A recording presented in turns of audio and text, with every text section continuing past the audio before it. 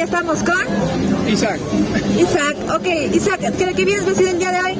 de Chainsaw Man, el hombre motosierra. Está muy bueno ese manga o anime, véanlo, está muy chido la verdad. Está entretenido. Una pregunta y una cosa que venimos a decirte hoy, Isaac. Dinos una confesión. Es que no soy de guardar cosas. No sé, me gustan los gatos. ¿Te gustan los gatos? Sí. ¿De cualquier tipo? Sí. Perfecto.